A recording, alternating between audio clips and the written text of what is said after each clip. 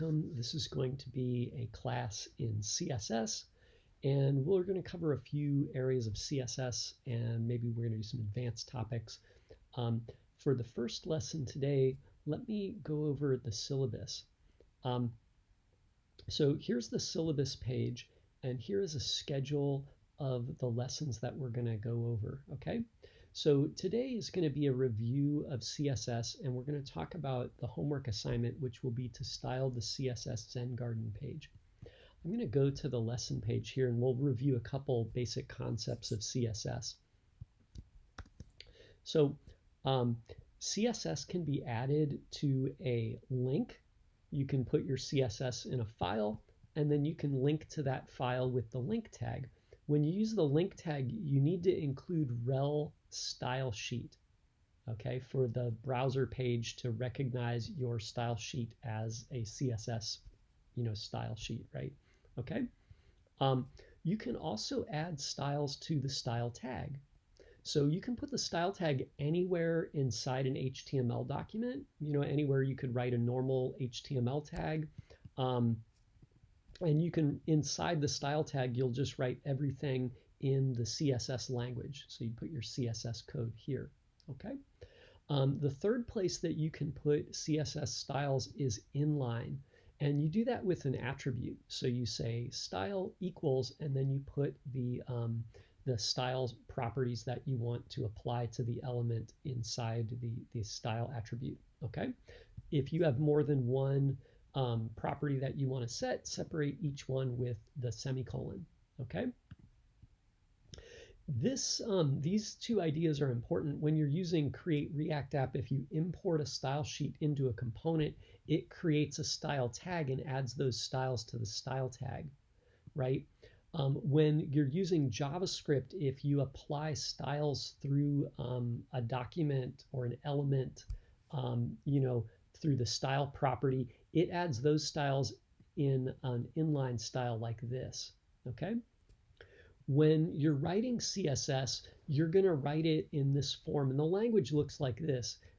You have rules that you create, and the rule is a block of code that looks like this.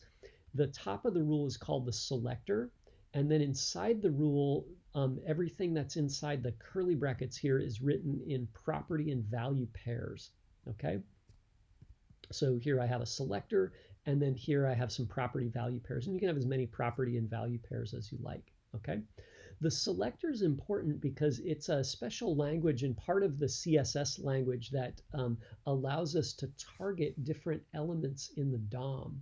So it's sort of a language that lets us traverse the DOM tree in many ways. And it's kind of amazing what you can do with this. The language is, or the selector language is fairly complicated, right? Or not complicated, hard to use, easy to learn, but it can traverse the DOM in complex ways is really what I mean to say there, okay? So let's talk about selectors for a minute. So first of all, there's the name selector. Sometimes they call this the type selector. And basically this targets any tag that has this name. So if I wanted to style all of the H1 tags on the page, I could just say H1 and I could write my properties here, okay? If I want to style all the paragraphs on the page, I can say P and then write all the styles here, or all the divs on the page, okay? Oftentimes you'll want to pick out a particular div or a particular paragraph on the page and style that one different from the others. In that case, you can assign a class name. So class is assigned to a particular tag with an attribute. So you say attribute name equals value, and it's always in this form, and the value always goes in the quotation marks, okay? When you use the class name, you can apply a style to it by using the dot. So in your style sheet, you say dot and then follow with the class name. Notice that's different than just the name, right? So the name represents the tag, so div would be this tag right here. P would be all of these tags down here. Class, on the other hand, would say anything that has this class name container. So in this example, HTML right here, it would apply to the first element, right? If I did dark or I did card as a class name, then this applies to all three of the paragraphs.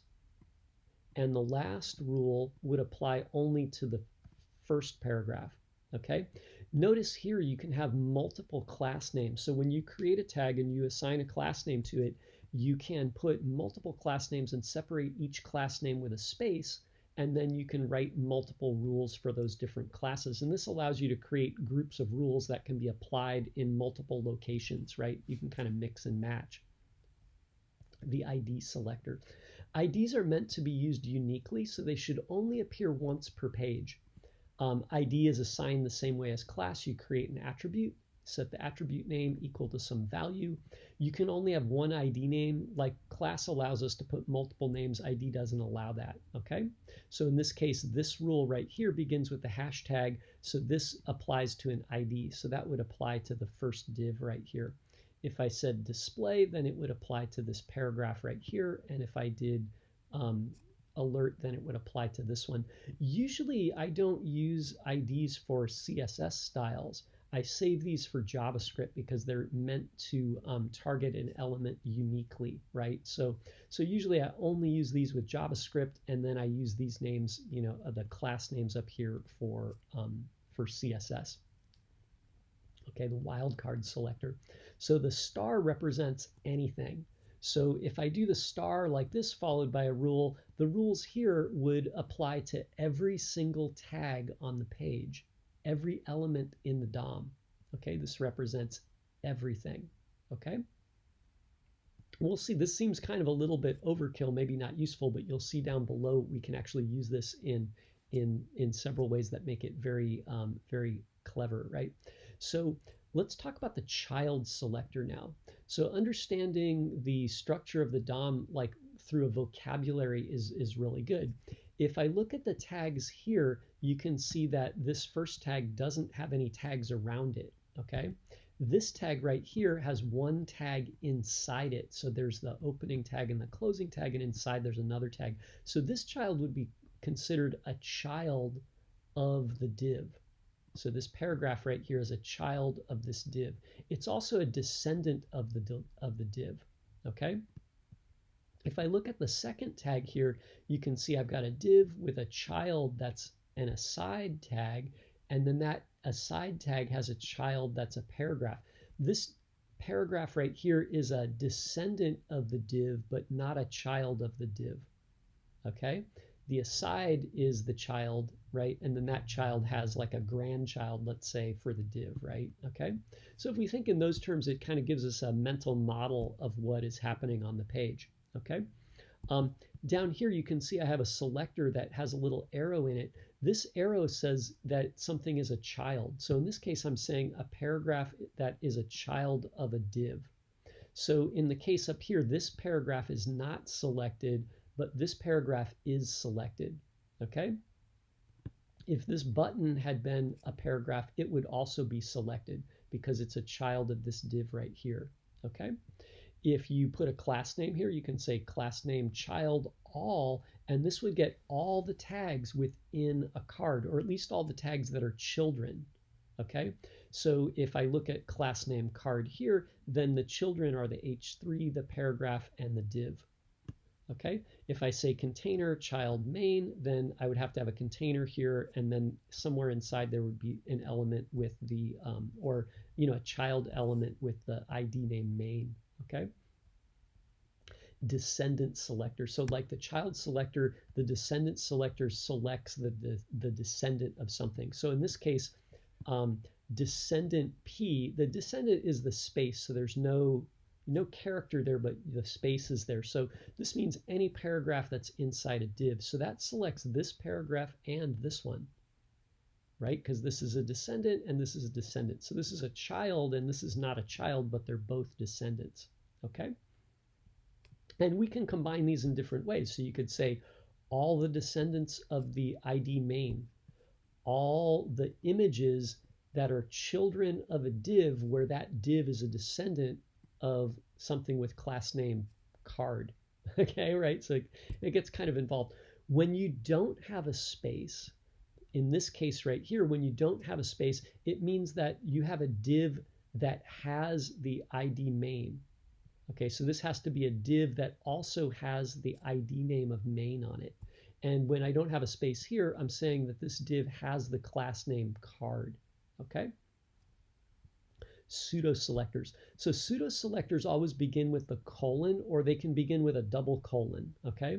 And a pseudoselector kind of describes like a particular situation, like they're not always, you're not always in that situation. It's a, something that it's kind of due to the arrangement, right? Or the state of something, right? And there's a lot of pseudoselectors that do various things, right? In this case, let's look at the nth child selector. So the nth child selector has this parentheses on it, and you can put a number in there, and that says which child, right? So this says first child, okay? Right, so I put nth child 1. If I put a 3, it would be the third child. So if I look at the case here, if I say li colon, child number 2, then it would get the second child here, right? If I say li colon nth child, or actually, wait, I made a mistake up here. If I say, options, and we look at the tag with the class name options, and then we look at all the descendants, and we say, okay, those descendants that are li tags, nth child number 1 gives us the first list item, okay? If I say ul dot menu, that's class name menu, and then I say children li, that would get this first li right here and style just this guy, right? Or actually, I guess this one doesn't say number 1, it says number 3, so it would grab the third one, but there isn't 3 here, right? Okay.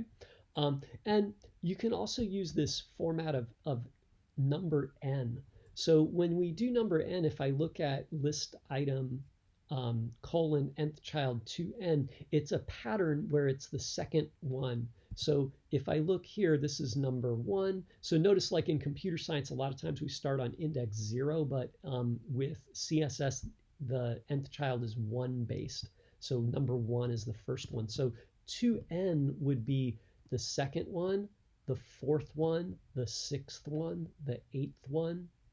Okay, so we start on 2, and then we go every second one. Okay, if I did number 4, we would start on number 4 and then do the 8th and the 12th and the 16th.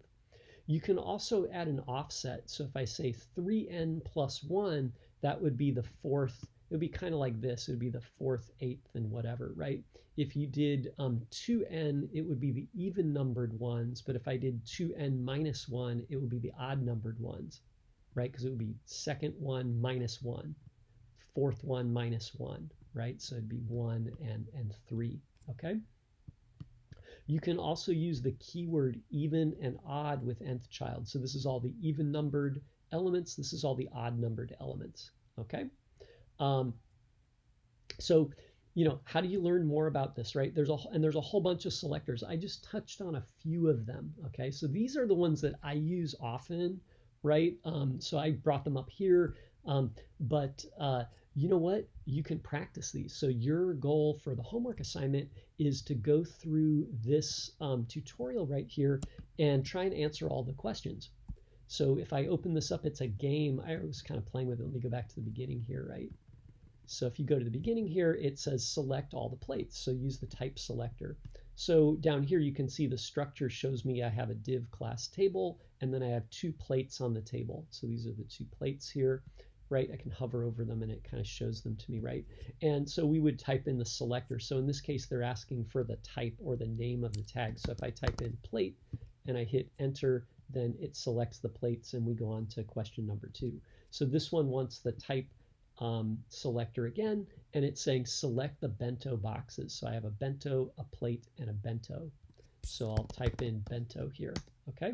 And these seem pretty easy, but as you go on, there's 32 different questions and they get tougher, okay? So some of them are pretty complicated. So feel free to go through and try all of these, right? So your goal right now is to practice and do all of the selectors here, okay?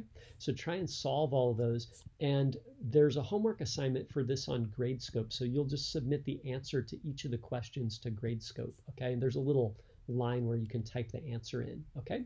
So thanks for watching, and let me know how you do. Let me know if there's any questions on this, on solving these CSS selector problems.